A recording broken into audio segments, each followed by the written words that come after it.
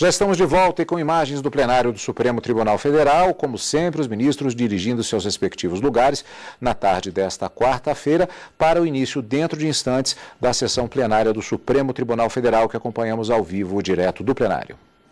Podemos nos assentar. Declaro aberta essa sessão do plenário do Supremo Tribunal Federal.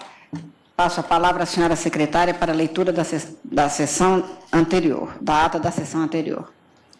Ata da 37ª sessão extraordinária, realizada em 10 de novembro de 2016. Presidência da senhora ministra Carmen Lúcia.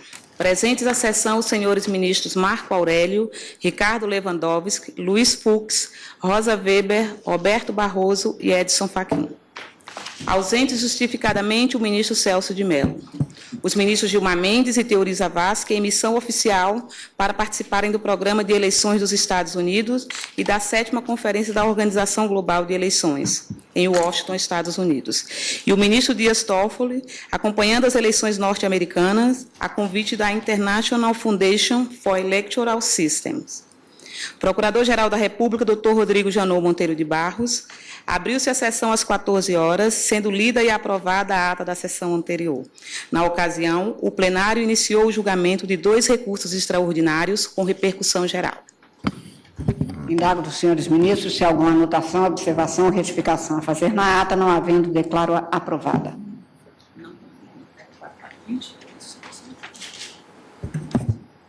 Aqui tem as 3 sustentações.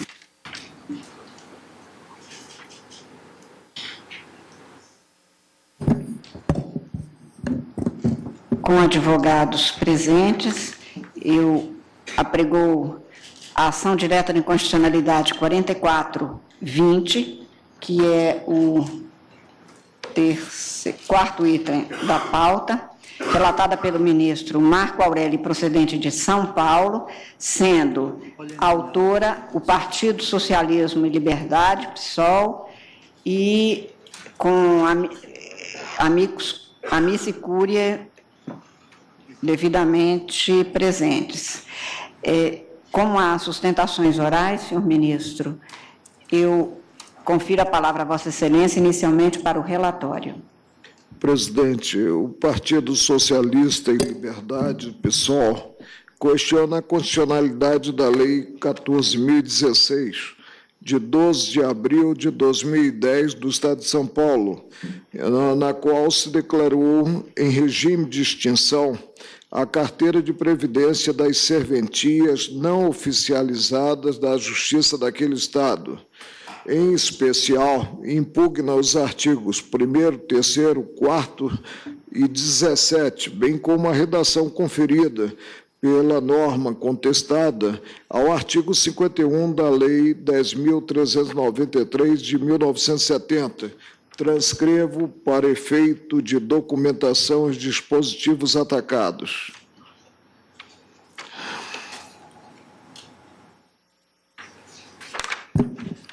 Argui inicialmente a inconstitucionalidade formal do ato contestado, a severa ofensa à competência privativa da União para legislar sobre registro público e organização da correspondente atividade. Segundo aduz, a regulamentação do regime previdenciário dos serventuários, escreventes e auxiliares dos cartórios não oficializados se dá por meio do artigo 51 da Lei 8.935, de 94, a dispor acerca dos serviços notariais e de registro. Sustenta contrariedade à competência legislativa privativa da União, concernente a seguros e sistemas de consórcios, pois, mediante o diploma atacado, teria sido adotado o regime de capitalização para os participantes da carteira. Aponta a ofensa ao artigo 149 do diploma maior, considerada a competência exclusiva da União para instituir contribuições sociais. Quanto à inconstitucionalidade material, sustenta que a possibilidade de suspensão de reajuste dos benefícios previdenciários pela da carteira implica relegar os participantes ao limbo jurídico, em verdadeiro desabrigo previdenciário. O regime criado mediante a norma, consoante explicita, submete os beneficiários à situação teratológica, pois contribuintes de longos anos estão impedidos de usufruir dos benefícios, dada a deficiente gestão do fundo e a consequente insuficiência de recurso para o pagamento de aposentadorias e pensões. Ressalta que, conforme ressalta, foi assegurado no texto constitucional o reajustamento dos benefícios de modo a garantir-lhes o valor real. Diz da violência aos princípios do direito adquirido e do ato jurídico perfeito, sobretudo em relação àqueles que cumpriram todos os requisitos previstos na lei anterior para a satisfação dos benefícios. Alega afronta aos artigos 5º, inciso 36, 40, parágrafo 8º, 194, parágrafo único, inciso 1 e 201, inciso 1 e parágrafo 4º da Carta da República. Requer a declaração de inconstitucionalidade da Lei 14.016, de 2010, e a sujeição da citada carteira de previdência do Fundo a São Paulo Previdência, nos termos do artigo 2º, inciso 1 da Lei Complementar Estadual 1010/2007. O governador do Estado salienta que a carteira de previdência em questão foi dotada de autonomia financeira e patrimônio próprio, desde a criação, tendo a Lei Local 10.393, de 70, atribuído ao Instituto de Previdência Estadual somente o gerenciamento. Segundo assevera, diante da promulgação da Emenda Constitucional número 20, de 98, o Fundo Previdenciário, assim como o artigo 51 da Lei 8.935, de 95, entrou em descompasso com os regimes de previdência estabelecidos no diploma maior. Afirma ter-se, com a norma questionada, buscado resolver a situação criada por lei anterior a 98 e não mais harmônica com a ordem vigente. Evoca a ação 2.791, a ação direta de inconstitucionalidade, na qual o Supremo declarou inconstitucional a lei do Estado do Paraná a prever para os serventuários do Poder Judiciário local a aposentadoria em regime idêntico ao dos servidores públicos. Menciona parecer formalizado sobre a controvérsia pelo Ministério da Previdência e Assistência Social, consignando ser impossível aos entes federados manter servidores não titulares de cargos efetivos em fundos previdenciários, ainda que mediante fundos contábeis próprios e custeio distinto. Defende a constitucionalidade e prossigo resumindo as informações prestadas. A Assembleia Legislativa do Estado de São Paulo anota que o pedido formulado pelo requerente é inadmissível em âmbito concentrado, pois não busca a mera declaração de constitucionalidade da norma em exame, mas pretende enquadrar pessoas sem qualquer vínculo com a administração pública no regime previdenciário próprio dos servidores. Segundo entende, o objetivo, na verdade, é a defesa dos interesses subjetivos dos participantes da carteira. O advogado-geral da União manifestou-se pela improcedência do pedido, buscando evidenciar o caráter transitório da lei impugnada, que teria por finalidade tornar constitucional situação revestida de inconstitucionalidade. Refuta a alegação do vício sob o ângulo formal e corrobora a afirmação de ausência, direito adquirido a regime previdenciário. O Procurador-Geral da República endossa argumentos da advocacia e diz da procedência parcial do pedido, apenas para conferir à lei questionada interpretação conforme a Carta de 88. Assevera ser necessário preservar o direito somente daqueles que já haviam cumprido as condições para a concessão dos benefícios com base no regime anterior. ao relatório, digo que admitiu o ingresso como terceiro interessado da Associação dos Contribuintes e Ex-Contribuintes das Serventias Não Oficializadas da Justiça do Estado de São Paulo. Agradeço a Vossa Excelência. Convido o doutor André Maimone, que falará pelo requerente, pelo autor, Partido Socialismo e Liberdade, PSOL. Vossa Excelência tem até 15 minutos para se pronunciar e está com a palavra. Obrigado, senhora presidente. Excelentíssimos senhores ministros, senhor relator, senhor procurador-geral da República. O pessoal entrou com essa ação porque ela tem alguns aspectos de bastante relevância social em São Paulo e trata de uma matéria muito importante num país como o nosso, que é a questão previdenciária.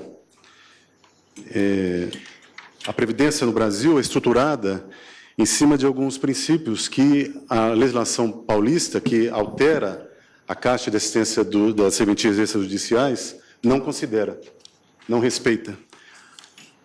A questão da previsibilidade, a questão da segurança jurídica, a questão da garantia de um futuro, a questão da preservação da dignidade da pessoa idosa, a questão da proteção da pessoa humana e uma série de outros princípios de ordem formal que não são respeitados, não são observados nessa legislação. Então, a primeira questão é que não é correto afirmar que essas pessoas, um universo de mais de 10 mil pessoas, não têm um vínculo com o Estado de São Paulo.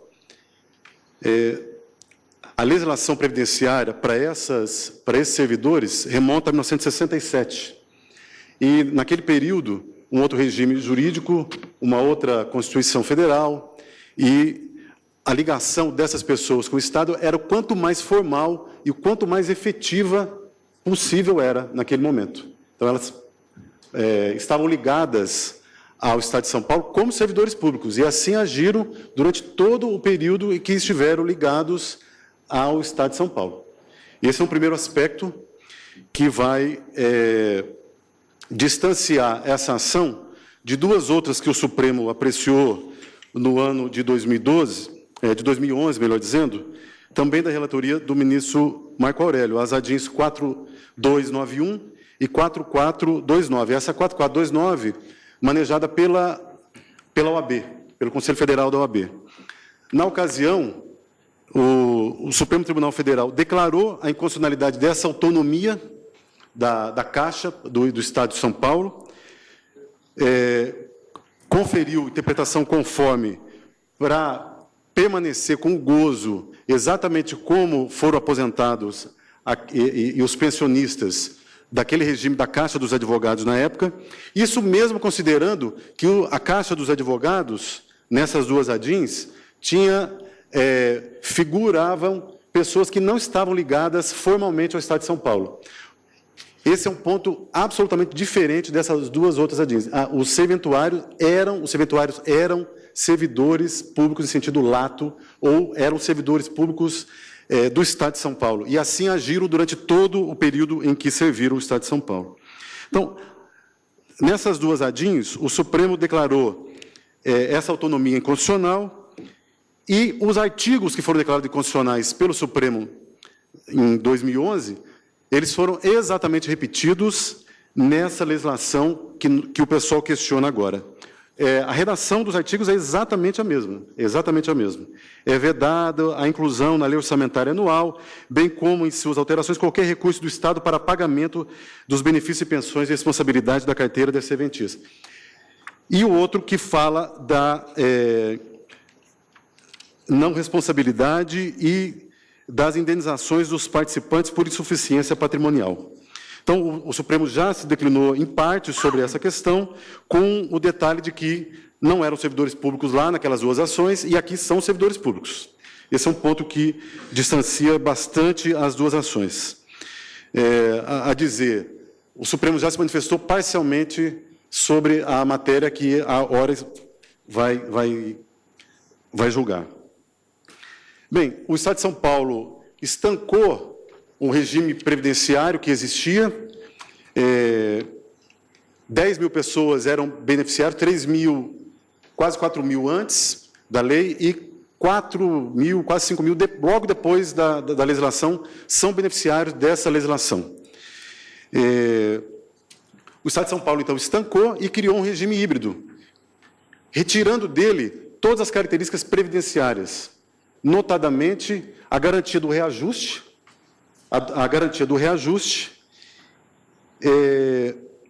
dos benefícios e a questão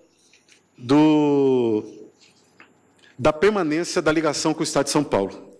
Então, essas duas características, retiradas da serventia, da carteira da serventia do Estado de São Paulo, criaram um sistema híbrido, que não é previdenciário, mas se assemelha a um regime de capitalização próprio dos regimes securitários. Por isso que, na ação, nós levantamos a questão de que, sendo regime securitário, o Estado de São Paulo não tem capacidade legislativa para isso. Então, na verdade, jogou esse universo de mais de 10 mil pessoas por um regime de capitalização que tem sido anualmente, cotidianamente, diminuída a capacidade financeira e atuarial desse sistema. Por quê? Porque o Estado de São Paulo determinou que todos os precatórios, todos os débitos, todos os créditos que se requeressem dessas serventias seriam pagos com esse dinheiro.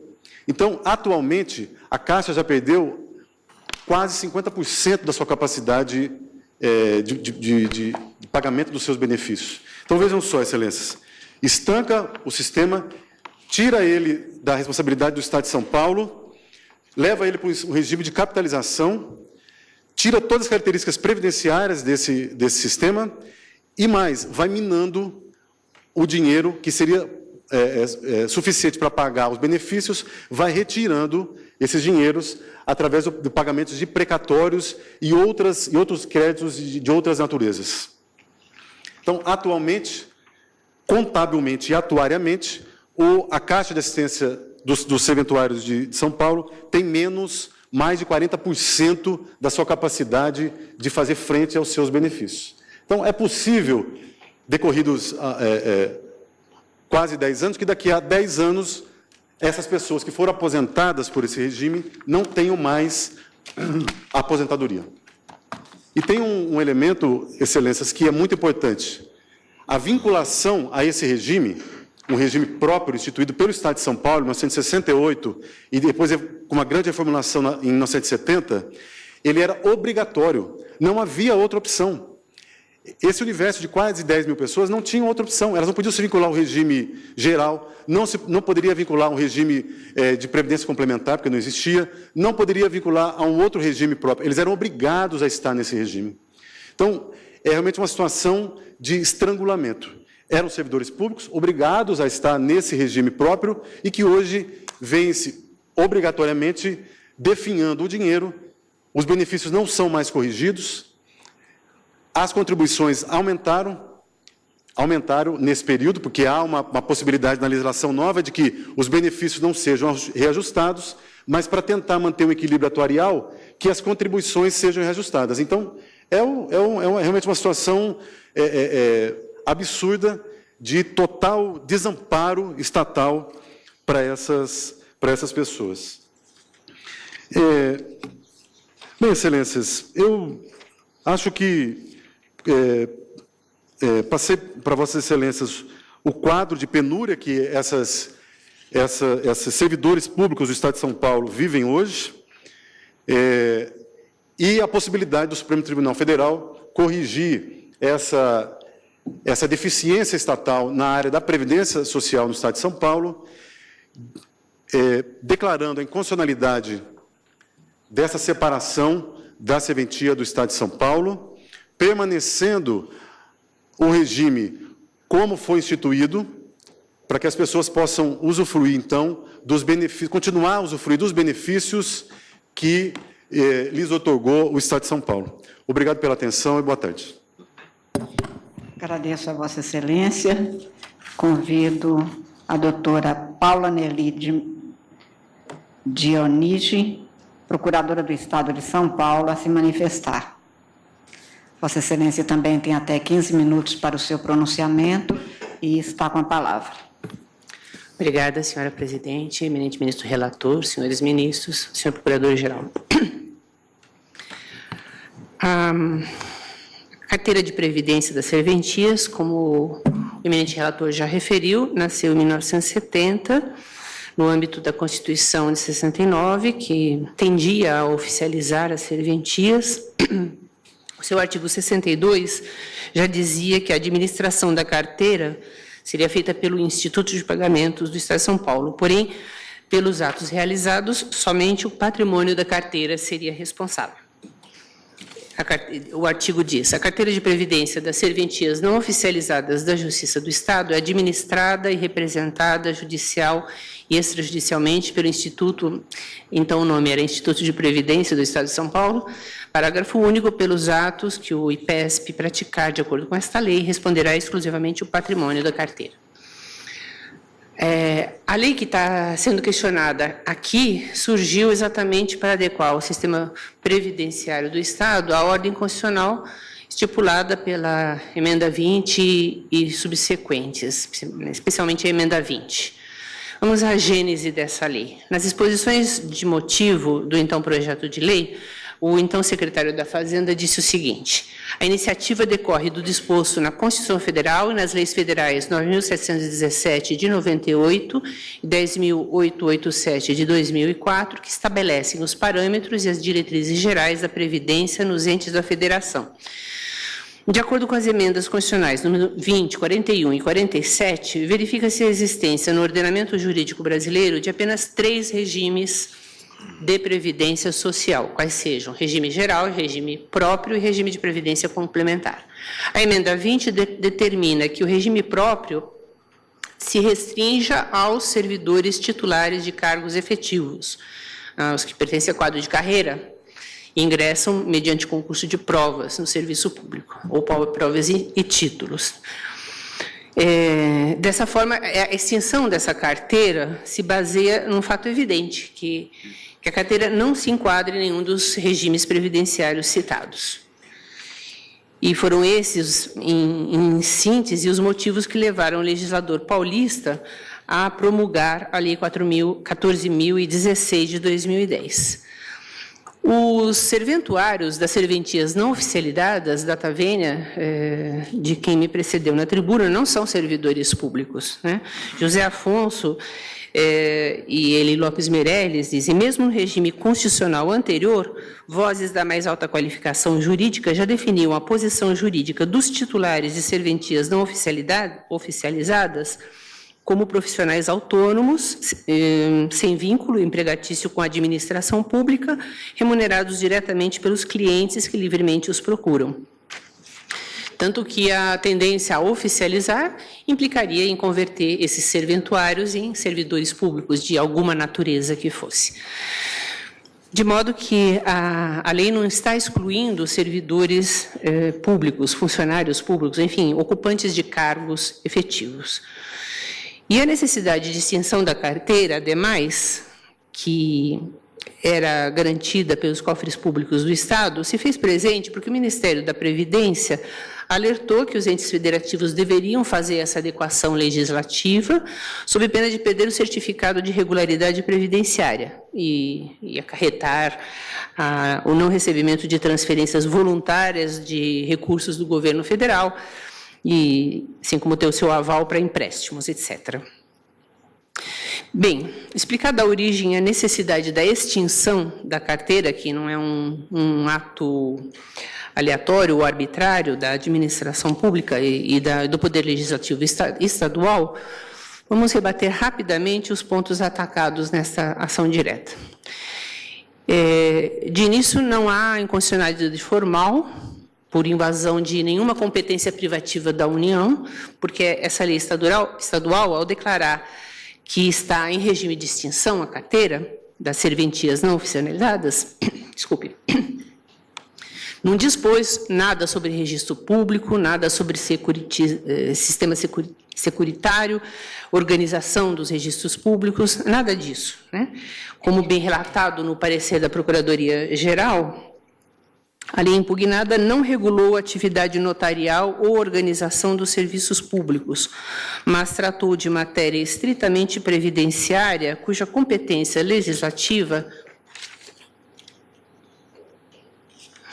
é concorrente da União, dos Estados e dos municípios. Ultrapassada essa inconstitucionalidade material, formal, melhor sorte não tem a alegada inconstitucionalidade material, porque o partido autor diz que estariam caracterizados ofensas diz respeito ao direito à seguridade social, à previdência social e ao direito adquirido dos já aposentados. E tal alegação data vênia não procede.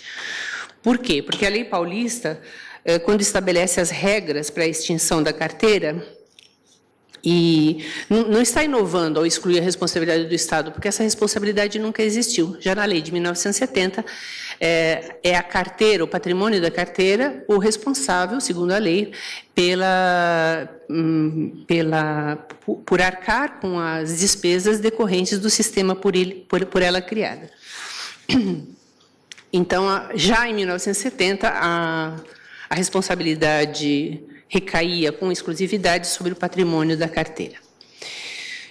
É uma situação que evidencia a natureza privada dessa carteira e dos recursos que compõem o seu patrimônio, inclusive com contribuições do titular, né, da serventia e dos contribuintes, enfim, dos beneficiários que trabalham nessas serventias.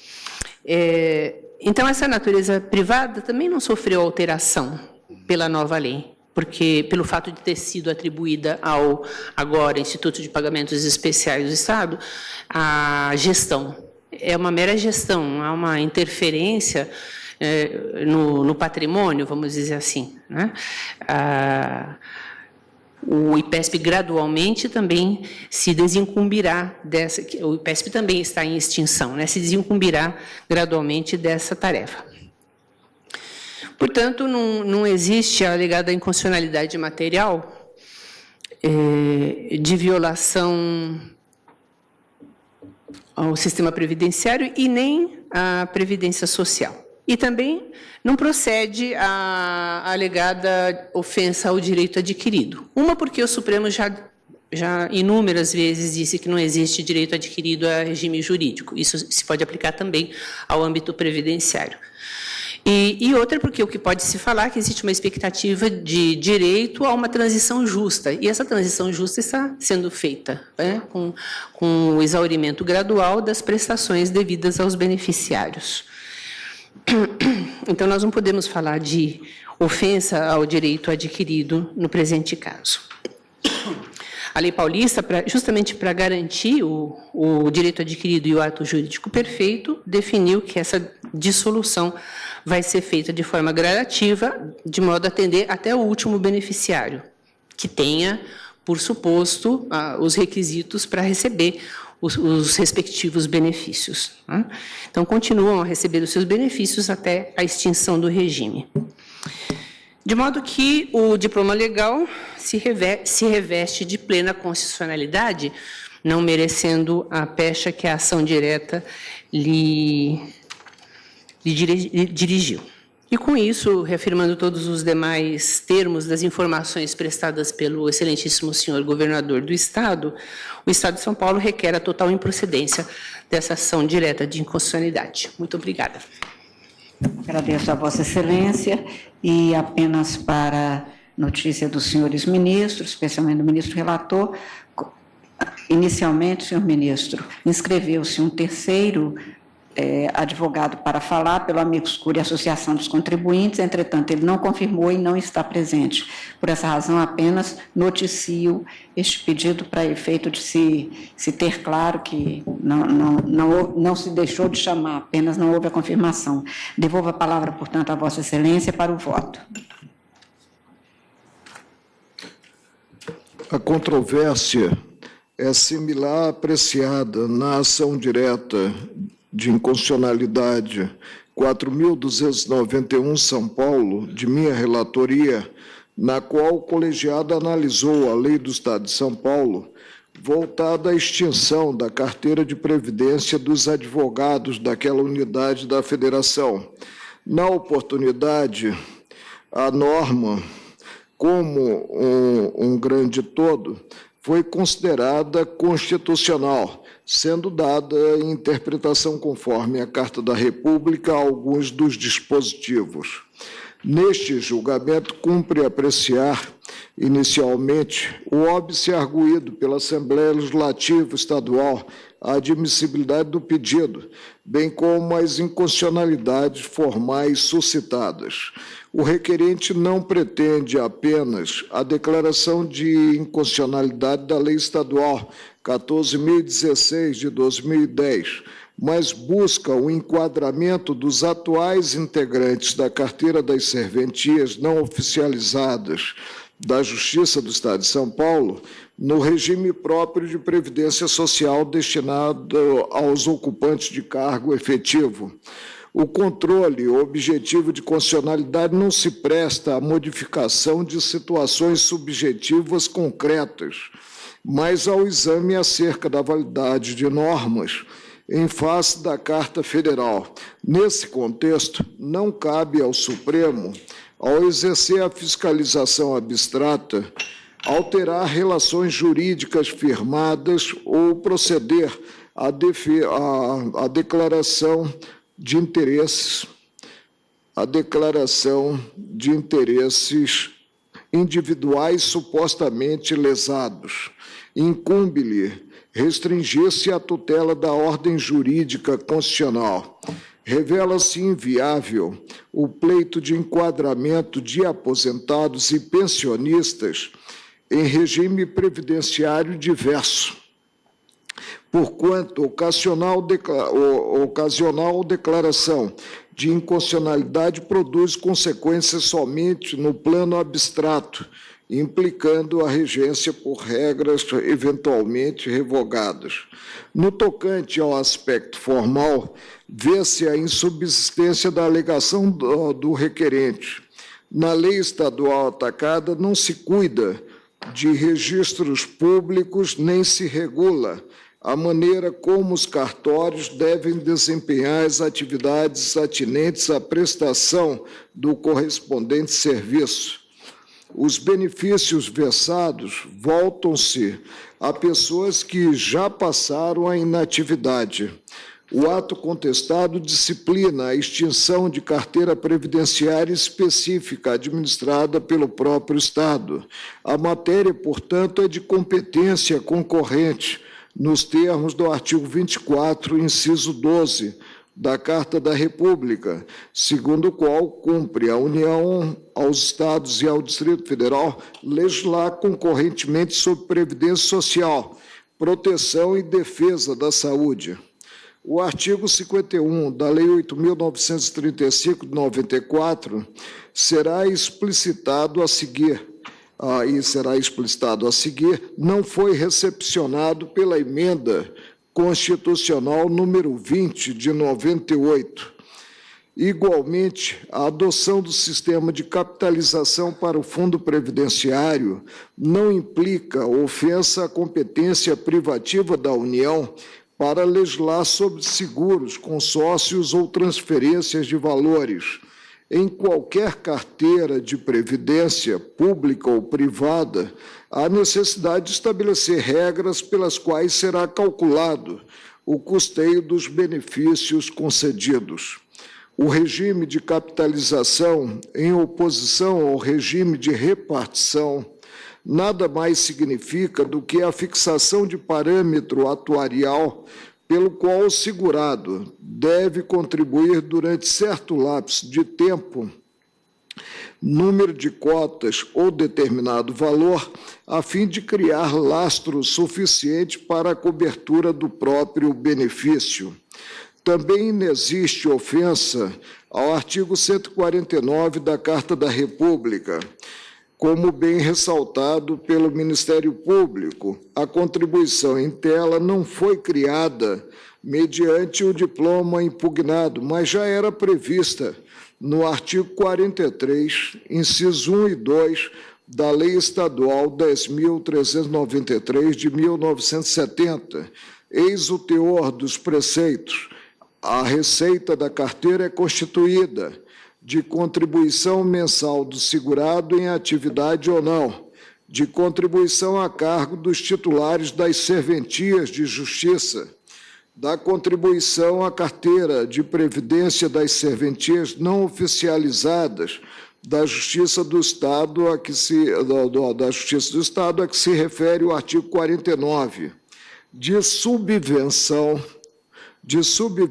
do Estado não inferior à previsão orçamentária no exercício pretérito relativo à contribuição mencionada no inciso 3, de doações e legados recebidos, de rendimentos patrimoniais e financeiros da carteira.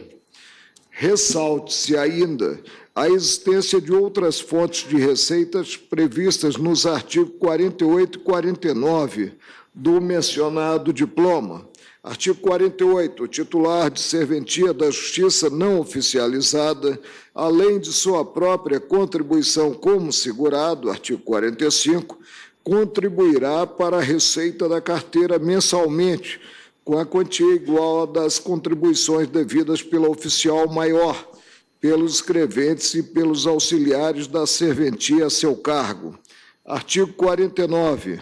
A contribuição à carteira de previdência das serventias não oficializadas da Justiça do Estado corresponderá a 15%, e aqui tem um vocábulo que está truncado, dos lamentos, deve ser dos emolumentos, devidos ao serventuário por ato praticado em serventia não oficializado, salvo no cartório de notas e no cartório de registro civil das pessoas naturais, em que a contribuição será de 10% sobre os emolumentos.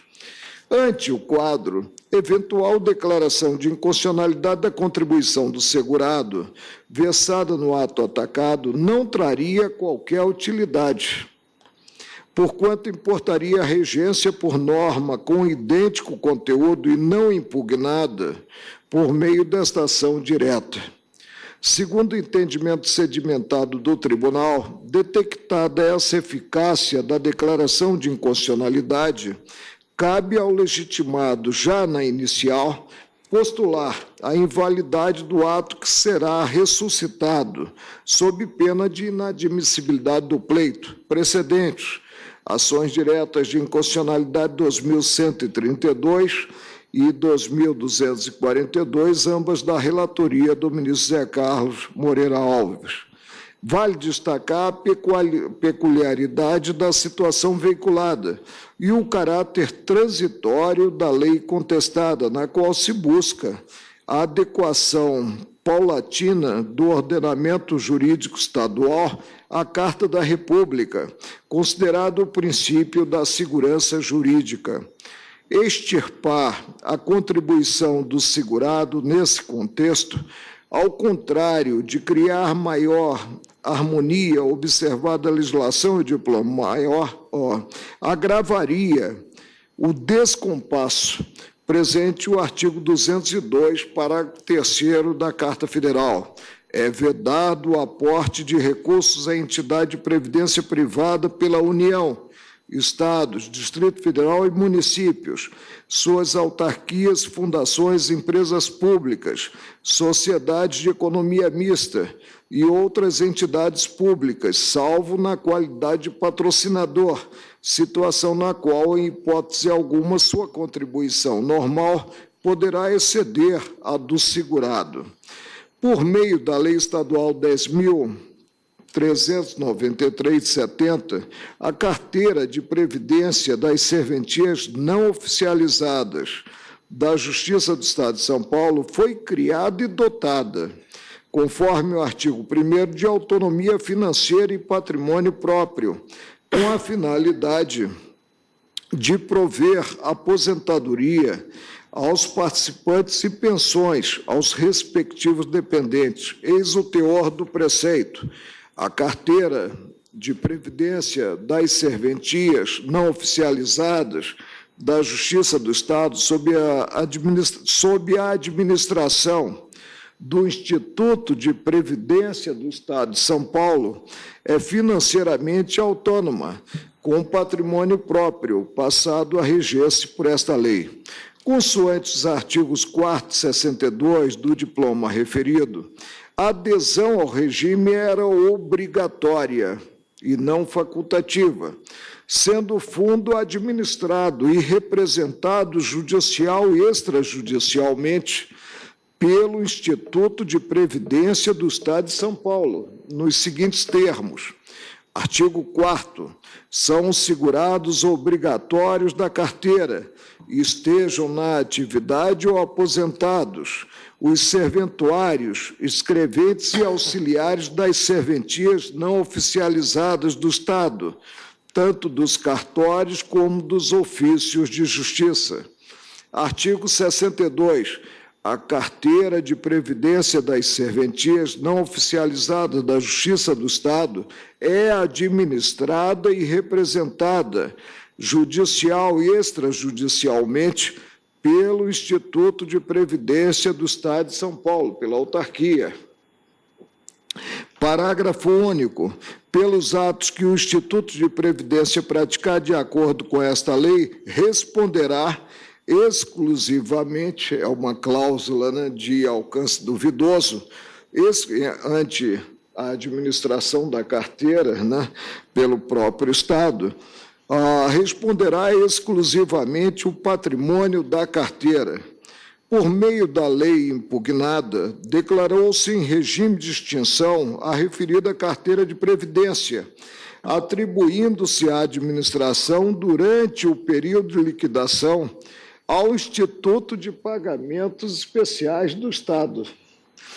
Artigo 2º. A carteira de previdência das serventias não oficializadas da Justiça do Estado, financeiramente autônoma e com patrimônio próprio, por não se enquadrar no regime de previdência complementar e demais normas previdenciárias, passa a denominar-se Carteira de Previdência das Serventias Notariais e de Registro, Carteira das Serventias, e a reger-se em regime de extinção pelo disposto nesta lei. Artigo 10. Constitui o objetivo fundamental do Instituto de Pagamentos Especiais de São Paulo, IPESP, a liquidação das seguintes carteiras. A carteira a que me referi, relativamente a um controle concentrado implementado pelo Tribunal de Previdência dos Advogados de São Paulo, e a carteira também, isso na mesma lei, de previdência das serventias não oficializadas da Justiça do Estado, de que trata a Lei 10.393. A lei atacada, ao versar a exclusão de responsabilidade do poder público estadual pela quitação de benefícios presentes ou futuros, ou pelo pagamento de eventuais indenizações, não inovou no ordenamento jurídico estatal, haja vista o texto do respectivo artigo 3º, parágrafo 1º, ter reproduzido, na essência, o conteúdo normativo do artigo 62, parágrafo único da lei revogada. A situação é peculiar. Com a promulgação da Carta de 88, previu-se a prestação em caráter privado dos serviços notariais de registro, havendo modificação substancial a obstaculizar o enquadramento dos notários e registradores como servidores públicos. Delegatário de serviços públicos, delegatário de serviços públicos não se confunde com servidor público, não integrando a estrutura do Estado. atua em recinto particular, contando com o trabalho de pessoas que também não possuem a qualidade de servidor e que oferem salário em face de relação jurídica regida pela consolidação das leis do trabalho, com o titular, com o delegatário. Ainda assim, havia discussões no Supremo sobre a possibilidade de aplicar-lhes regime previdenciário híbrido, a abranger, por exemplo, a aposentadoria compulsória aos 70 anos. Nesse sentido, foi o julgamento do recurso extraordinário 178.236, Rio de Janeiro, de relatoria do ministro Otávio Galotti, em 7 de março de 96, no qual fiquei vencido. A titular de ofício de notas da comarca do Rio de Janeiro, sendo ocupante de cargo público criado por lei, submetido à permanente fiscalização do Estado e diretamente remunerado à conta de receita pública, custas e emolumentos fixados por lei, bem como provido por concurso público, estão os serventuários de notas e de registro sujeitos à aposentadoria por implemento de idade. Foi o primeiro precedente do tribunal, quando eu fiquei vencido de forma isolada. Depois o tribunal veio a evoluir, tendo em conta um gancho que foi dado pelo Constituinte ao emendar a Carta de 88. Recurso de que se conhece pela letra C, mas aqui, por maioria de votos, nega-se provimento. Com a emenda constitucional número 20, 98, o regime criado pela carteira das serventias não oficializadas deixou de encontrar suporte no diploma maior. A esta altura, não se identifica com nenhum dos modelos nele, na Constituição ou nela, previstos. É dizer, a eles não se aplica a sistemática reservada aos servidores públicos efetivos, artigo 40 da Carta Federal. Tampouco o diploma impugnado instituiu sistema compatível com a previdência privada, presente a vedação disposta no parágrafo 3º do artigo 202 da Constituição da República. Embora exerçam função pública essencial à administração da Justiça, descabe dizer que os integrantes das serventias não oficializadas são os servidores públicos titulares de cargos efetivos. Então, o regime instituído mediante o artigo 40 da Lei Fundamental não os alcança, ou qualquer outro profissional que, no âmbito privado, exerça atividade de interesse público. Precedente, cito, na ação direta de inconstitucionalidade 2791, Paraná, da relatoria do ministro Gilmar Mendes, e também na 575, da relatoria do ministro Sepúlveda, pertence, e transcrevo as emendas. Assim, não podem os integrantes das serventias não oficializadas participar de previdência pública ou privada patrocinada por ente público, conforme a atual redação dos artigos 40, 202, parágrafo 3º da Carta Federal. O artigo 51 da Lei 8.934/94, nesse contexto, não foi recepcionado pela ordem constitucional decorrente das citadas emendas. Ante o quadro, restaram à carteira duas possibilidades: a adequação das fontes de custeio e das regras da carteira ao regime complementar inaugurado com a reforma da Previdência, ou a liquidação. Nenhuma das alternativas, entretanto, poderia desconsiderar o primado da segurança jurídica e as consequências que o respeito a esse princípio implica.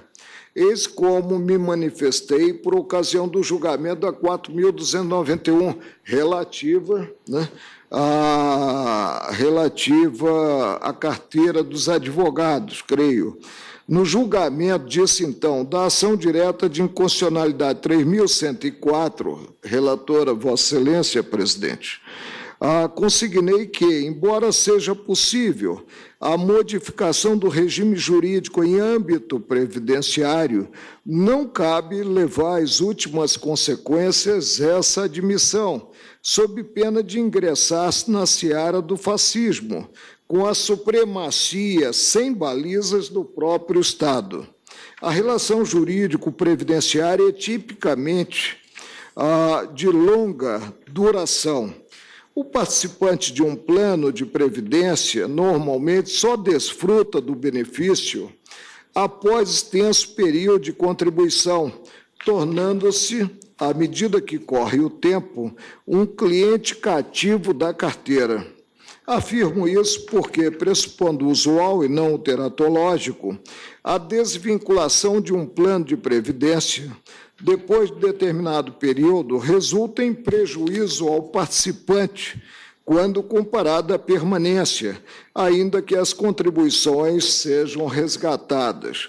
Com o passar dos anos, aumenta a situação de hipossuficiência.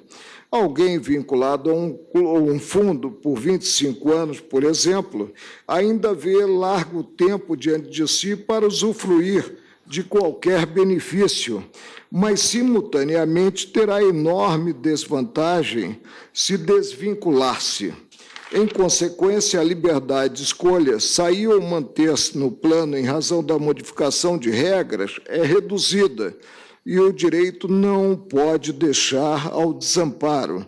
Por outro lado, como toda relação jurídica de longa duração, a previdenciária é, de certo modo, aberta, por ser impossível prever, desde logo, todas as mudanças sociais, econômicas e científicas que poderão desequilibrar o vínculo e exigir adaptação. Ante as inúmeras situações passíveis de alterar o suporte fático sobre o qual a relação jurídica foi criada, a expectativa de alguma modificação de regras para restabelecer o equilíbrio entre direitos e obrigações é implícita, seja a relação de natureza contratual, seja estatutária. A adequação, no entanto, não pode olvidar princípios como os da confiança, da solidariedade, da responsabilidade e da segurança. A par desse aspecto, ao avaliar a conformidade dessas mudanças com o direito, o intérprete deve sempre indagar a quem competia no vínculo assumir o risco, pois, embora a restauração do equilíbrio financeiro e atuarial do plano previdenciário mostre-se um imperativo sistêmico, isso não quer dizer que o ônus deva recair sobre o participante. Constatada a impossibilidade de cobrir o déficit atuarial, não implica inconstitucionalidade lei mediante a qual se colocou a carteira em regime de liquidação extrajudicial. Não exigem os preceitos do parágrafo 4º e cabeça do artigo 202 da Carta da República a edição de lei complementar para tanto, pois as normas a que aludem são as leis complementares 108 e 109 de 2011, voltadas a estabelecer regras gerais para o regime de previdência privado. Além disso, a criação ou extinção de autarquia estadual não pressupõe lei complementar. Contudo, a modificação da realidade, por mais grave, não se pode impor à força normativa da Carta da República. Uma coisa é afirmar a alteração ou a supressão de certo regime jurídico, respeitada a razoabilidade.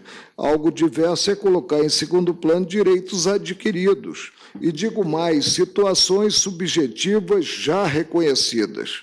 Se formos ao inciso 4 do parágrafo 4º do artigo 60 da Carta Federal, constataremos uma dualidade. A proteção no tocante a emendas faz-se presente considerados direitos e garantias. Assim, incumbe ressaltar, desde logo, que as novas regras instituídas pela norma impugnada são inaplicáveis. Foi o que nós decidimos quanto à carteira dos advogados, com maior razão, relativamente à carteira dos notários e registradores e serventuários, né? São inaplicáveis a quem, na data da publicação da Lei Estadual 13.549/2009, já estava em gozo de benefício ou já tinha cumprido, com base no regime instituído pela Lei 10.394/70, os requisitos necessários à concessão. É exigível a viabilidade do exercício do direito na forma como regulado antes da liquidação, ainda que se precise repassar verbas públicas do Estado de São Paulo para cobrir o déficit matemático. Na extinção da carteira de previdência, foi a carteira dos advogados. Como preconizado na norma atacada, não se pode desconsiderar o estreito vínculo existente desde a criação entre o Estado de São Paulo e o respectivo fundo, que era administrado pelo Estado de São Paulo. Deve-se atentar para a singularidade do regime instituído. Surgiu, criado por lei, como um plano de previdência para os advogados do Estado. Agora, nós estamos aqui a lidar com a questão dos notários e registradores. Posteriormente, apesar de transformado em típico regime especial de previdência complementar, continuou estritamente regulado por lei estadual. Além disso, a instituição gestora da carteira dos advogados paulistas sempre foi entidade pública, cuja responsabilidade pela inviabilidade financeira e jurídica descabe imputar aos participantes. Mesmo a norma atacada, por meio da qual se decretou a liquidação do fundo, atribuiu a responsabilidade pela gestão da liquidação a ente da administração indireta daquele Estado. A situação previdenciária singular, criada e fomentada pelo próprio poder público, cuja modificação da realidade jurídica implicou a necessidade de liquidação do fundo. O procedimento de liquidação, embora legítimo quanto ao fim, não é quanto ao meio pelo qual é implementado. Imputa aos participantes todo o ônus da preservação do equilíbrio financeiro até o efetivo término da carteira, olvidando-se que a administração pública incumbia também suportar o risco decorrente da modificação do ordenamento jurídico no transcurso dos anos. Não é o artigo 55, parágrafo único da Lei Estadual 10.394/70 suficiente ao afastamento da responsabilidade ante a natureza pública da principal fonte de custeio do fundo, as custas, e a gestão histórica por ente da administração pública. Não têm os participantes o dever jurídico de arcar com os prejuízos da ausência da principal fonte de custeio da carteira, mesmo que a administração pública, no tocante à decisão de extingui-la, tenha atuado dentro dos limites da licitude. A lesão indenizável resulta dos efeitos da posição administrativa e das características híbridas do então regime previdenciário, e não propriamente da atuação regular ou irregular da administração. É antiga a jurisprudência do Supremo sobre a possibilidade de configuração da responsabilidade do Estado, ainda que o ato praticado seja lícito. Tal entendimento vem sedimentado no princípio basilar da igualdade, segundo o qual descabe imputar a particulares individualizáveis os encargos sociais, decorrentes da atuação administrativa implementada em prol de toda a coletividade. Em caráter exemplificativo, eu então citei, menciono o recurso extraordinário 113.587, relator ministro Carlos Veloso, publicado em 3 de abril de 92. Concluir o voto que foi o prevalecente. Ante o quadro, acolho parcialmente o pedido para declarar a inconstitucionalidade dos parágrafos 2º e 3º do artigo 2º da Lei 13.549, de 2009, do Estado de São Paulo, no que excluem a assunção de responsabilidade pelo Estado. Eis os preceitos e transcrevi. Volto ao caso concreto. Como a transcrição deixa antever, revela-se clara a similaridade entre o objeto da citada ação direta 4.291 e o desta. Impõe-se até mesmo em face do princípio da isonomia, solução equivalente. Ressalto que a filiação à carteira das serventias não oficializada do Estado de São Paulo era obrigatória, como eu li o preceito referente a essa matéria. Ante o quadro, acolho parcialmente o pedido formulado para declarar a inconstitucionalidade do artigo 3º, cabeça e parágrafo 1º da Lei 14.016, de 2010, do Estado de São Paulo, no que excluem esses dois dispositivos a assunção de responsabilidade pelo Estado. Eis os dois preceitos, transcrevo. B. Conferir interpretação conforme a Constituição ao restante do diploma impugnado, proclamando que as regras não se aplicam a quem, na data da publicação da lei, já estava em gozo de benefício ou tinha cumprido, com base no regime instituído pela 10.393/70, os requisitos necessários à concessão. Em síntese, presidente, reitero o que prevaleceu no plenário quando nós apreciamos a situação da carteira dos advogados, né? Carteira do Estado de São Paulo dos advogados. E digo que a situação concreta do presente processo é mais favorável, já que, ao invés de advogados, se tem, né, registradores e notários e também os serventuários, né, dos estabelecimentos. É como voto. Agradeço a Vossa Excelência. O ministro relator julga parcialmente procedente o pedido nos termos aqui explicitados. Ouvimos o ministro Edson Fachin. Senhora presidente, eminentes pares, eminente relator, ministro Marco Aurélio, cumprimento os ilustres advogados que ocuparam a tribuna.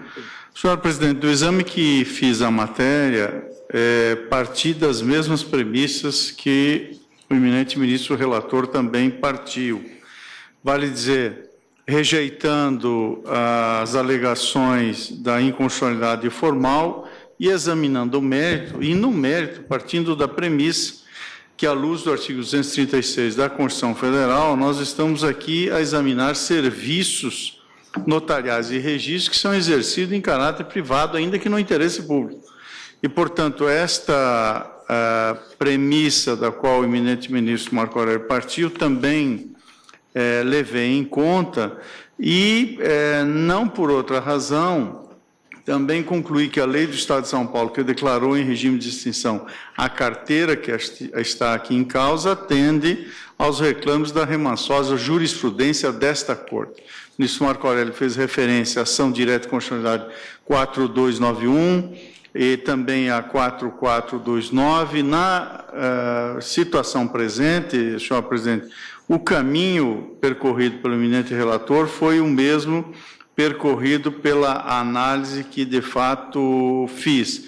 E, portanto, não havendo, neste caso, direito adquirido a regime jurídico, inclusive previdenciário, não me parece como objetar a extinção em si mesmo. Todavia, também como o eminente relator concluiu, entendo que o primado da segurança jurídica e do direito adquirido àqueles que já desfrutavam do benefício ou que preenchiam as condições, há de ser uma situação jurídica que mereça, evidentemente, a preservação. Portanto, a conclusão apresentada pelo eminente relator, no sentido de um lado, declarar a inconstitucionalidade do parágrafo 1º do artigo 3º da lei, que traduz uma irresponsabilidade do Estado, e é de flagrante inconstitucionalidade, está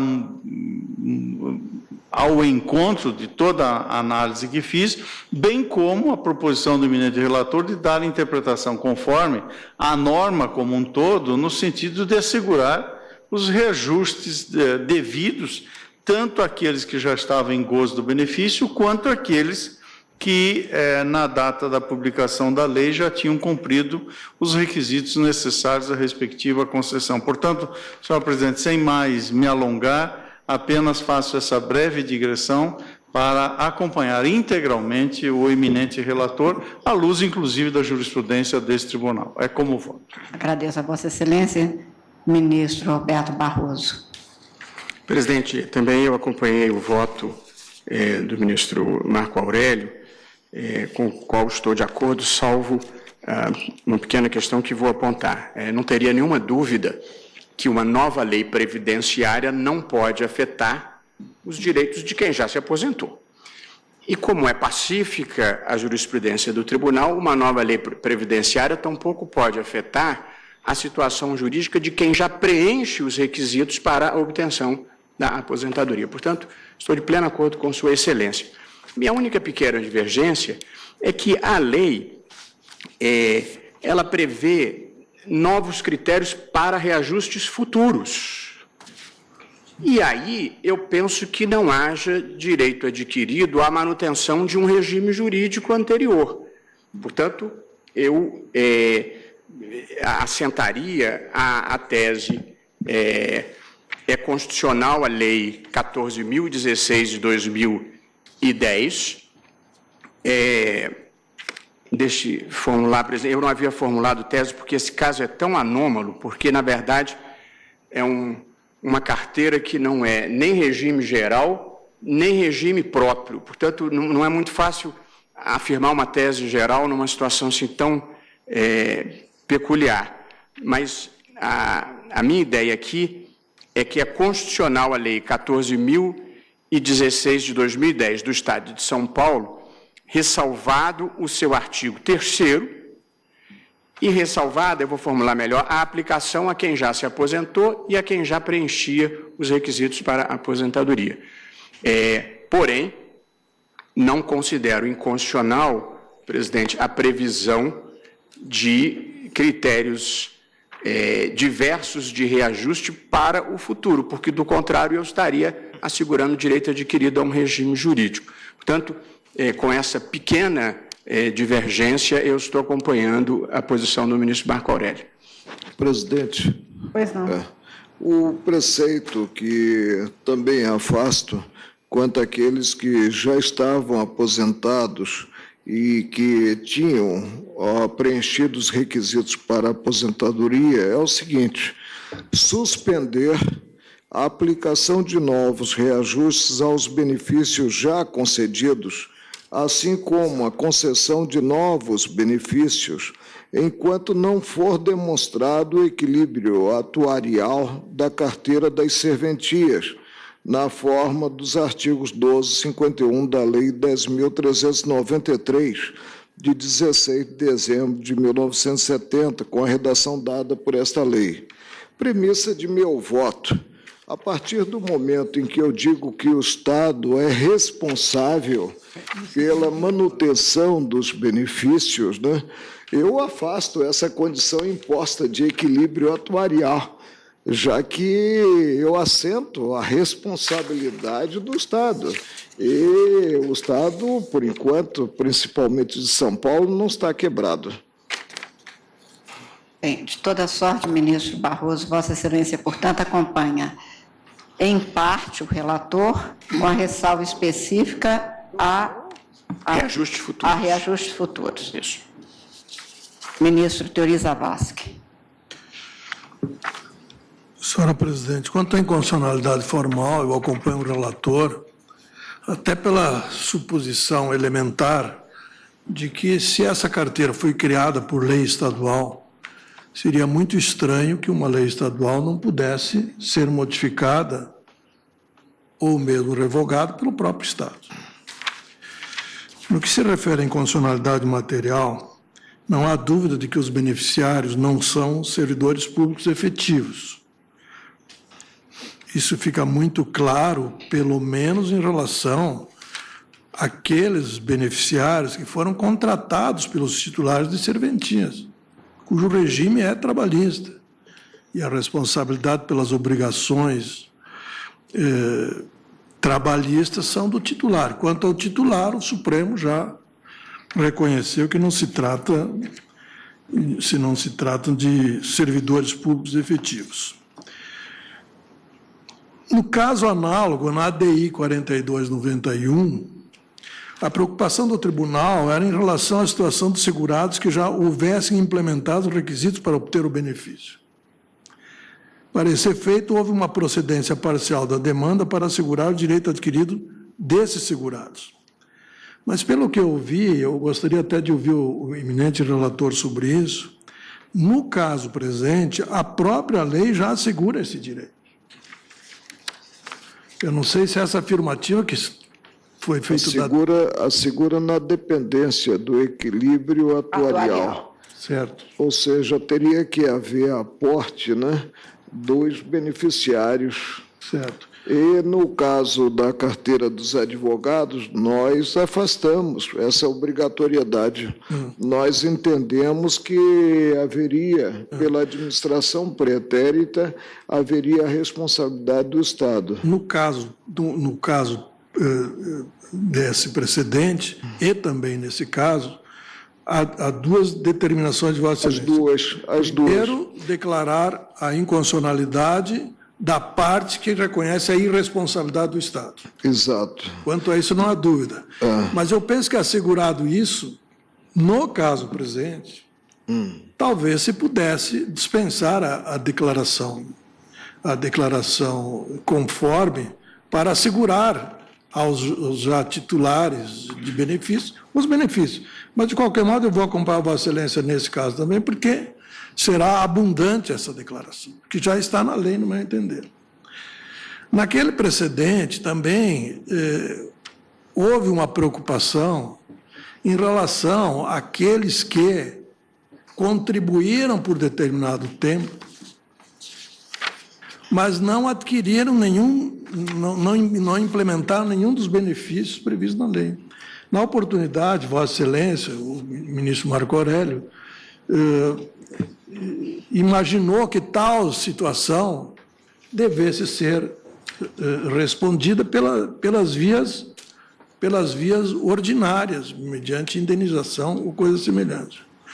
Eu imaginei que talvez fosse o caso de se reconhecer para o efeito e evitar essas demandas individuais, se reconhecer para esse efeito uma declaração conforme, assegurando a esses que não implementaram todos os requisitos a garantia da contagem de tempo de serviço nos termos do artigo 9º, do parágrafo 9º do artigo 201 da Constituição. Da Constituição. Que é aquele que dá... Para efeito da aposentadoria, é assegurada a contagem recíproca de tempo de contribuição. Aí não seria, não estaria na responsabilidade do Estado. Passaria a ser a responsabilidade da Previdência Geral. Né? Não, mas eu acho que seria de responsabilidade do Estado, sim, porque isso talvez pudesse ficar mais esclarecido. Vossa Excelência vai além do que nós fomos no precedente. Pois é, eu estou colocando isso. Naquela oportunidade, simplesmente se disse isso aí se resolve pela via da responsabilidade civil. Eu penso que tem uma solução pela via previdenciária, que é essa, do parágrafo 9º. Para efeito de aposentadoria, é assegurada a contagem recíproca de tempo de contribuição na administração pública e na atividade privada, rural urbana, hipótese em que os diversos regimes de previdência se compensarão financeiramente. Quer dizer, o Estado ficaria responsável por essa compensação financeira. Veja, ministro, mas jamais decidimos no tocante a essa matéria, mesmo em outras situações mais favoráveis quanto a essa reciprocidade e responsabilidade dos sistemas. Mas por veja, isso é que eu penso que... Também porque aqui eles são delegatários, mas não são servidores, e o servidor contratado por ele, como Vossa Excelência acaba de dizer, não é servidor público. Mas veja, Vossa É um Excelência. empregado do próprio Mas me notário. parece que isso é coerente com a conclusão que nós estamos tirando. Se nós estamos dizendo que, apesar de não serem servidores efetivos, o Estado vai ser responsável pelo... Eles eram obrigados a aderir à carteira. Aqui havia uma obrigatoriedade, que no outro caso não há. Inclusive os outros que não adquiriram inclusive os outros que não adquiriram os requisitos. Eu iria, então, mais além um pouco do eminente relator, para, além da declaração conforme em relação aos que adquiriram os benefícios, reconhecer também aos que não adquiriram o direito à contagem de tempo de serviço, nos termos do parágrafo 9º. Porque, do ministro, artigo naquele caso que 201. envolveu a carteira dos advogados, se não me falha a memória, nós tivemos embargos declaratórios. E nós não acolhemos esse pedido, que houve a colocação junto ao Supremo da situação daqueles que ainda não tinham condições, mas já tinham contribuições recolhidas. Por isso é que nós dissemos, olha, isso tem que ser resolvido caso a caso, né, no judiciário.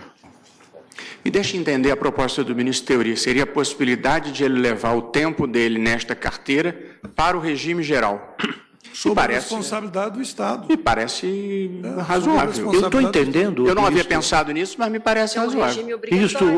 Ministro Teori, eu estou entendendo que Vossa Excelência está acompanhando o ministro relator, e essa era a minha intenção também, é de formular modestamente uma tese dizendo: é inconstitucional o artigo 3º da lei em questão, assim como o parágrafo 1º, no que se refere àqueles que já estão aposentados e também com relação aos que já preencheram os requisitos há tanto, e mais agora aqueles que se enquadrem na situação do parágrafo 9º do artigo 201 da Constituição.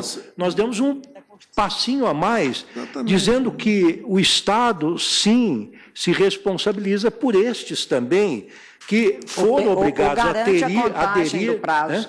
Ou garantem a contagem do prazo. Exatamente, porque os sistemas se compensam entre si. Então, esse artigo 3º impede essa compensação dos sistemas entre si. Me parece, data vênia, bastante razoável essa questão. Ao enfrentarmos essa matéria da compensação, o Supremo proclamou que teria que vir uma lei que a previsse. Eu fiquei vencido em outros casos, né?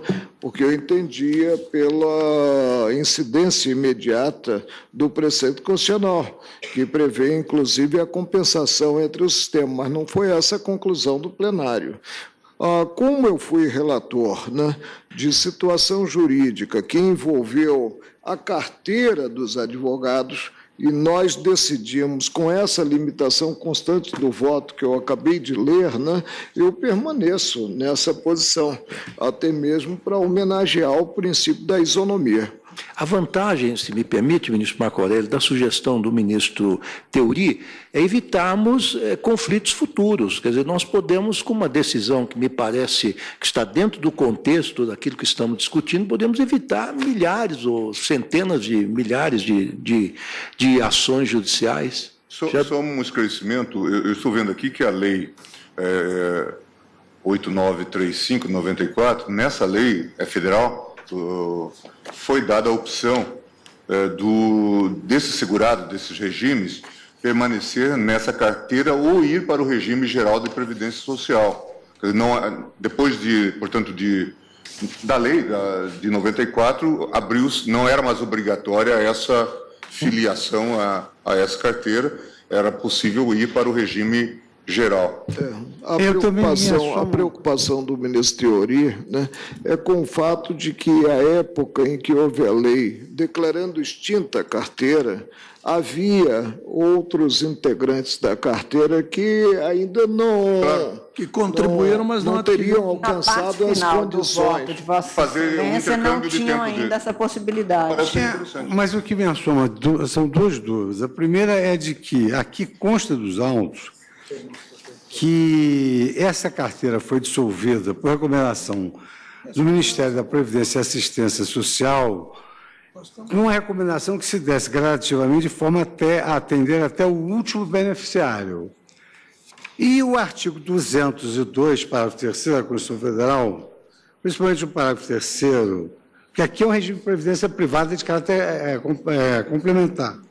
Diz o artigo 202, parágrafo 3º, é vedado aporte de recurso à entidade de previdência privada pela União, Estados, Distrito Federal e municípios, suas autarquias, fundações, empresas públicas, sociedade e economia mista. Quer dizer, como a lei garante que até o último vai ser pago e é vedado o aporte de recursos do Estado, eu estou entendendo que ou a gente dá uma interpretação conforme a Constituição, que é o parecer do Ministério Público, que exclui a responsabilidade estatal e garante os que já cumpriam os requisitos que podiam se aposentar e não se aposentaram, e os já aposentados. Que o ministro relator está garantindo. E eu paro a aí. Interpretação conforme para ele também. Não adentro a questão daqueles que, quando da lei que extinguiu a carteira, né, ainda não tinham atendido aos requisitos. Porque a lei diz que eles vão ser atendidos. Então, eu vou parar também nessa parte. Porque a lei diz que será atendida até o último. Então, não vai haver necessidade de aporte do Estado, porque o artigo 202, parágrafo 3º, veda esse aporte de recursos públicos na Previdência Privada Complementar. Quer dizer, nós estamos dando uma solução, vamos dizer assim, para não deixarmos à deriva esse pessoal remanescente. Mas, que não atingiu. Não é? Que não atingiu, que não cumpriu os requisitos. Não cumpriu. A proposta mas a lei diz que vai até o último. E a Constituição veda esse aporte. Então, o parecer do Ministério Público é no sentido de que deve-se garantir os que já tinham cumprido os requisitos, não se aposentaram, não se mexe nos já aposentados e não há responsabilidade estatal nenhuma, porque o próprio plano, a própria lei já prevê que será atendido até o último. Até o último, mas não integralmente. Quer dizer, aí ele terá que contribuir continuadamente, é isso? Porque ele não tem ainda os requisitos. Se extingue paulatinamente. Paulatinamente. Né? Esse teoria está propondo que se reconheça o tempo de serviço para o fim de poder se aposentar no regime geral de previdência social, é isso? Sim. Né? A faculdade, né? Porque ele pode ficar na carteira se ele quiser, ou se achar que a carteira vai furar, ele pode migrar para o regime geral. Levando o tempo. Mas levando o tempo. Eu não sei se a carteira assegura qualquer direito a essas pessoas que não adquiriram o direito. O direito algum. A carteira continua existindo, ela pode se tornar insolvável. Não, ela continua existindo para saldar direitos já adquiridos. Já adquiridos. Ela não continua mais. Os já adquiridos, o Estado tem responsabilidade. É isso que o ministro Marco Aurélio afirmou e nós estamos endossando. Mas agora vai se dissolver para esses outros.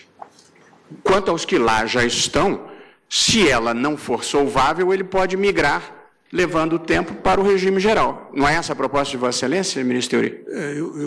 A minha proposta, em suma, é o seguinte: eu vou acompanhar o eminente relator e quanto aos segurados que não implementaram os requisitos, eu também daria uma interpretação conforme para garantir-lhes a contagem de tempo de serviço para efeito de aposentadoria pelo regime geral de previdência social, nos termos do artigo 201, parágrafo 9º da Constituição, ficando o Estado, obviamente, responsável pelas decorrências financeiras do período que eles estavam. Exatamente.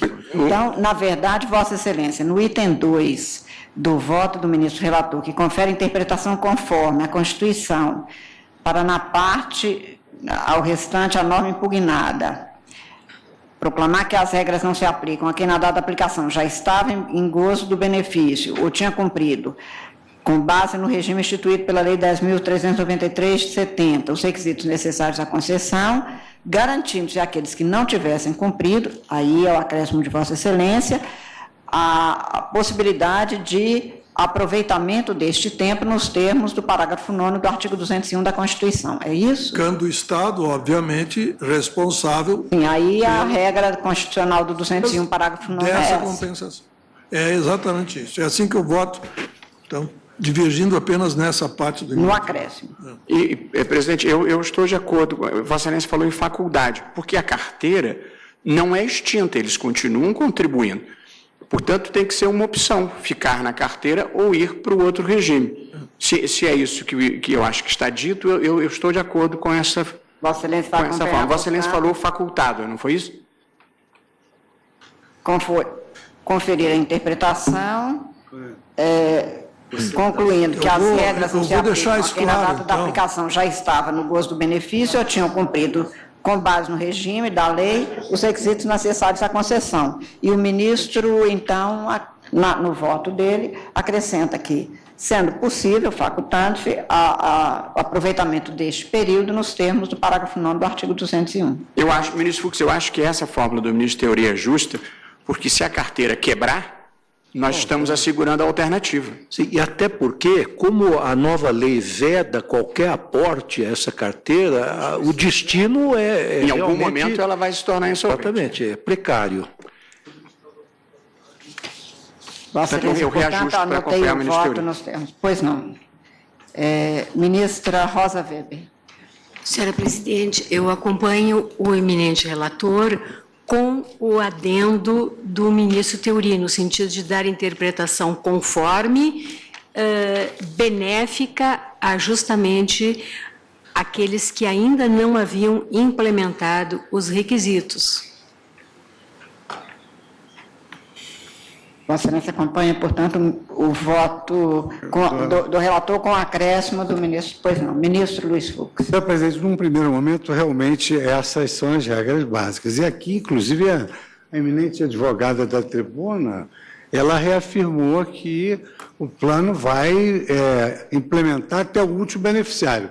Mas, efetivamente, se é para proteger o segurado, os votos dos ministros Marco Aurélio e do ministro Teori, eles se complementam. Então, por via das dúvidas, vale a pena deixar uma decisão sólida no sentido de proteger os eventuais segurados se a Caixa se tornar insolvável. Então, eu vou acompanhar... Ambos estão com a razão. O ministro relator, com o adendo da interpretação da outra parte pelo ministro Teori. Isso. Ministro Dias Toffoli. Senhora presidente, na ação direta 4429, a carteira dos advogados, eu acompanhei o voto do relator, que é no mesmo sentido, pelo que eu entendi, que Sua Excelência traz também neste caso. Eu vou acompanhar o ministro Marco Aurélio pedindo vênia em relação às pequenas divergências que foram presentes. Porque eu penso, presidente, que a conclusão que se delineia, né, ela implica dizer que o Estado será responsável também, por isso que, à época, não tinham atendido ainda os requisitos para alcançar o benefício. Né? Ele está estendendo. É um passo que eu não dou, eu só reconheço a situação jurídica constituída pelo atendimento das condições e também pelo fato de alguns já virem gozando os benefícios. E paro aí. Senhor presidente, se me permite apenas, como o debate recebeu as sugestões do ministro Barroso e do ministro Teori, eu só estou explicitando na linha do que o ministro Dias Toffoli acaba de mencionar, que estou mantendo a posição de acompanhar integralmente o ministro Marco Aurélio, se não fosse por outros fundamentos, as circunstâncias que me parece, até onde examinei a matéria, que essas achegas que são sugeridas e certamente vêm ao encontro de traduzir uma solução ao caso concreto, não restaram objeto de uma discussão nesta própria ação direta de constitucionalidade. Não estou querendo elevar uma cláusula pétrea, o óbice do artigo 10º do novo Código de Processo Civil, mas, de qualquer sorte, sem alguma controvérsia entre as partes e algum pedido que permita agasalhar essas circunstâncias, eu tenho a mesma cautela que o eminente ministro relator está a evidenciar, sem embargo, em situação futura, quiçá até nesse feito mesmo, em momento processual distinto, se possa avançar. Mas, nesse momento, estou explicitando, pedindo venha a divergência pontual, que estou acompanhando, no limite, o eminente relator. E quanto à Previdência, presidente, apenas uma ponderação. Quando nós tivemos a complementação, né, que seria privada, né, da aposentadoria dos servidores no Executivo, no Legislativo e no Judiciário, né, a Carta da República, ela previu a manutenção do estado anterior. Foi preciso um preceito constitucional para assegurar o direito daqueles que ainda não tinham atendido aos requisitos. Nesse caso concreto, nós estaríamos dando um passo adiante, né? Sem qualquer previsão de índole maior constitucional, e estaremos dizendo que os que contavam à época com simples expectativa de direito, né, terão esse direito assegurado pelo próprio Estado. Eu não dou esse passo. Eu me limito às situações jurídicas devidamente constituídas à época da extinção da carteira. Senhora presidente, só para esclarecer duas coisas. Quanto à objeção do ministro Fachin, a interpretação conforme que foi dada pelo ministro relator também não era, a rigor, objeto de pedido. O que se pediu foi a inconstitucionalidade total da lei. Se deu uma interpretação conforme, que é um mínus em relação à declaração de inconstitucionalidade. Aí a procedência parcial. Procedência parcial. Então, eu não vejo nenhum óbice de natureza processual para ampliar um pouco essa declaração conforme, relativamente aos que não implementaram o requisito. Isso em primeiro lugar. E quanto à observação do ministro relator agora, quero dizer que esse direito que se assegura aos que não implementaram não é o direito ao benefício, é apenas o direito à contagem de tempo de serviço para fins de aposentadoria pelo regime geral da Previdência, só isso.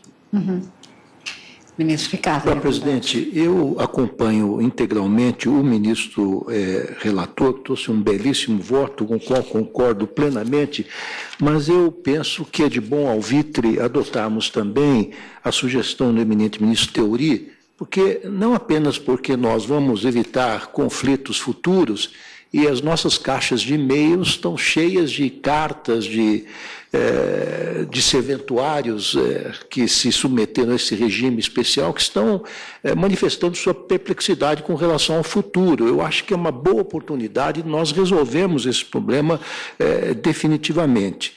Eu entendo também, por outro lado, embora o ministro Fux tenha evoluído, que o artigo 202 não se aplica integralmente à hipótese naquilo que diz que o Estado não poderá, de forma nenhuma, promover qualquer tipo de aporte financeiro à previdência privada, porque o artigo 202 trata de previdência privada de caráter complementar e organizado de forma autônoma em relação ao regime geral de previdência social.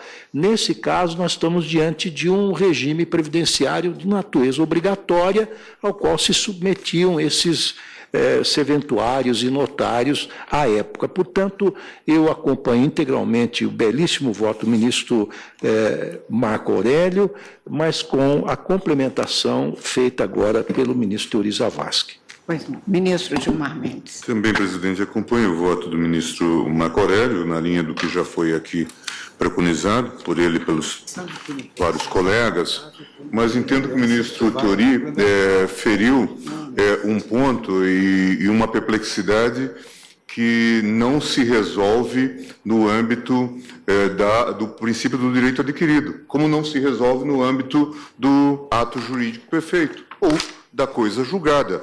porque ou temos direito adquirido ou não temos direito adquirido. Este é o grande problema. Portanto, se alguém preencheu os requisitos para se aposentar ou já se aposentou, não pode ser atingido. Mas alguém que se encontra prestes a se aposentar ou está nesse processo e pode faltar 5 anos, pode faltar um dia, né, no quadro de mudança, não preencherá os requisitos. O que Sua Excelência está trazendo, na verdade, nada mais é do que a aplicação do princípio de segurança jurídica nesses casos, em que, havendo perplexidade, se diz a aposentadoria, se não se der mais pelo sistema atual e não puder se dar, vai se dar pelo regime geral de previdência, que a Lei Geral dos Cartórios já admite, né, expressamente, e terá o Estado que assumir a responsabilidade para fazer eventuais complementações, pagamentos, ajustes que terão que ser feitos junto à Previdência Geral. Na verdade, é um dilema que se coloca muitas vezes e que talvez obrigasse o legislador a fazer uma lei, a complementar, porque o que Sua Excelência está apontando é que na solução adotada faltou uma disposição de índole transitória, né, para regular a situação daqueles que não se enquadram no universo do direito adquirido, né, porque é uma solução de tudo ou nada, né, na verdade é uma regra, mas que são apreendidos pela realidade. Né? De fato, como comparar um sujeito que entrou ontem no sistema e um sujeito que já está com... Veja, esse tempo não é mais suscetível de recuperação. Não é? Se amanhã, e tudo indica, o fundo deixa de garantir esse tipo de aposentadoria, essas pessoas ficam sem alternativa. Isso vai levar uma litigação, o ministro Lewandowski já apontou isso, né? Certamente que vai demandar tempo, e muitas vezes não responde mais à necessidade dessas pessoas, porque de início eles estarão sem qualquer proteção, né? E não se trata de pessoas que tenham tempo de fazer uma nova opção, né? Uma vez que eles podem estar com tempos avançados aí no sistema. O que Sua Excelência, na verdade, nos apontou de maneira bastante clara foi a insuficiência. Eu penso que o ministro pode ter entendido de forma errada. O ministro Theory apenas assegura na migração para o sistema da Previdência. É isso. Ele não assenta a responsabilidade do Estado. Não, assenta sim. Não assentou. Não, porque é o cômputo do tempo. Estado quanto ao benefício nos moldes da lei. Não. Isso, Vossa Excelência... Então, eu entendi bem. Não, o que Sua Excelência assenta é a responsabilidade do Estado em face da Previdência Geral. Fazer o ajuste financeiro em termos de compensação, nos termos do artigo 9. É o cômputo do tempo para que ele não fique num limbo administrativo previdenciário. O que Sua Excelência assenta é a responsabilidade do Estado em face da Previdência Geral. Quer dizer, se houver complementação de contribuições, isso que Sua Excelência está assentando. Não é o modelo, o regime. Foi o que eu entendi, foi que ele está assentando a responsabilidade do Estado. Na verdade, ministro Gilmar, desculpa, me parece, se o ministro Theory puder me dizer se está claro, o que se tem é apenas a reafirmação, não é algo, um plus em relação a pedido nem nada, é a reafirmação de que aqueles que não estiverem já no gozo do benefício ou já adquiridas as condições para tanto, que é o que está ressalvado no voto do ministro... da lei que declarou em liquidação a carteira. Exatamente. Aqueles que não tiverem atingido... Ou seja, essa sinalização, presidente, se Vossa Excelência me permite, a sinalização também alcança a cessação da contribuição desses que não atenderam ainda aos requisitos.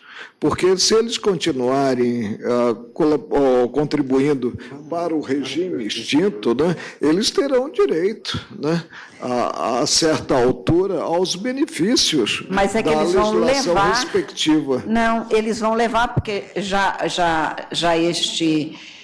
este regime já está em fase de transferência para o outro nos termos do apontado pelo ministro Theory, não é isso, ministro? Exatamente. É exatamente isso. Então, é o cômputo do tempo que nós estamos garantindo. Cômputo do tempo.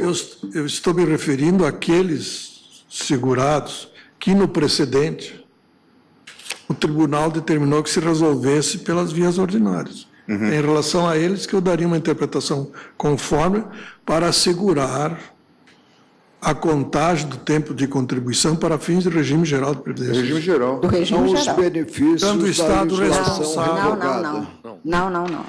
Exatamente. Não, o regime geral de previdência, com a responsabilidade do Estado em relação a eventuais complementações. Exatamente. Não, complementação, Então, complementação considerado o regime de Pagamento previdência. ao regime geral de previdência. Ele paga, mas pelo período que ele estava lá. Isso é que precisa, presidente, penso, ficar bem explícito no acordo, né? Sim. Que será redigido, creio, pelo ministro Teori Zavascki. Ele levará o tempo e os valores contribuídos. Esses são os direitos que ele tem, certo? Quanto aos valores, evidentemente que vão ser considerados na Previdência os valores que ele teve de contribuição. É isso. É isso. Mas, na verdade, o ponto artigo 201, parágrafo 9º da Constituição. Mas o ponto fundamental... Ao invés de nós evitarmos ações, nós vamos provocar o surgimento de N ações. Inclusive para saber se eles têm direito ou não à devolução do período anterior. Né? Ministro Gilmar, então, Vossa Excelência está acompanhando o relator, mas nos termos, com os acréscimos.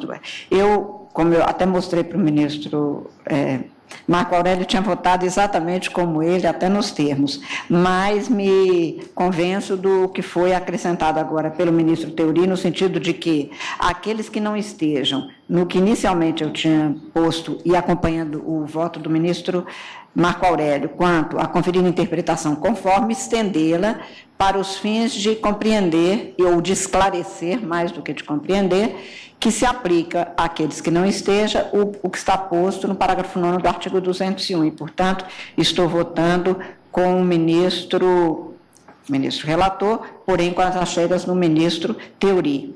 E proclamo o resultado, ação julgada parcialmente procedente para declarar a inconstitucionalidade do artigo 3º, caput, parágrafo 1º da Lei 14.016 de 2010 do Estado de São Paulo e conferir interpretação conforme a Constituição à parte remanescente da norma impugnada, concluindo que as regras que não se aplicam a quem na data da aplicação já estava em gozo do benefício ou tinha compreendido com base no regime instituído pela Lei 10.393 os requisitos necessários à concessão, garantindo-se aqueles... Ministro Teori, nesta parte que Vossa Excelência, então, acrescentou, garantindo-se aqueles que não estejam nessa condição já de aquisição plena dos direitos, a possibilidade de cômputo do prazo, do tempo, nos termos do parágrafo 9º do artigo 3º. Faria um ponto antes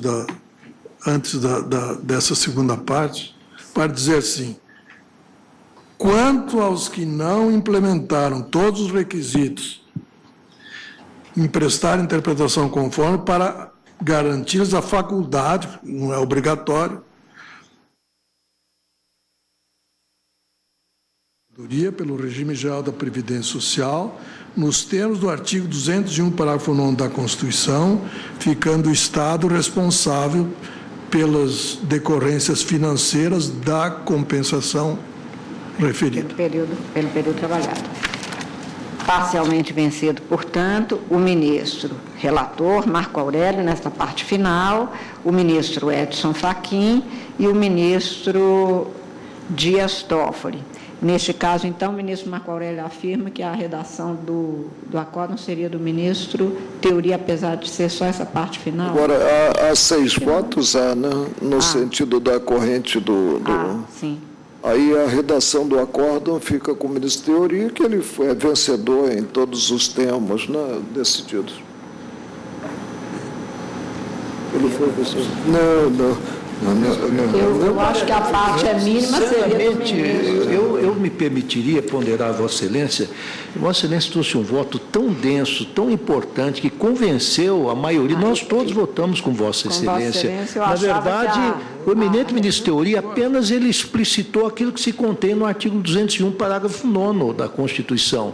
Não há nenhuma alteração no que Vossa Excelência trouxe à colação do plenário. Assenta que no campo sugerido pelo ministro Teori Zavascki, não há decisão do colegiado, né? É simples opinião, eu continuo redator. Mas se há decisão a respeito, Sua Excelência, evidentemente, deverá redigir pelo regimento. Então, redigirá o acordo do ministro Teori Zavascki. É a conclusão. Apesar do período, nós temos uma ação direta que só falta o voto do ministro Gilmar para um desempate, que é a ação direta de inconstitucionalidade 2905, relatado pelo ministro Luiz Fux, e procede de Minas Gerais.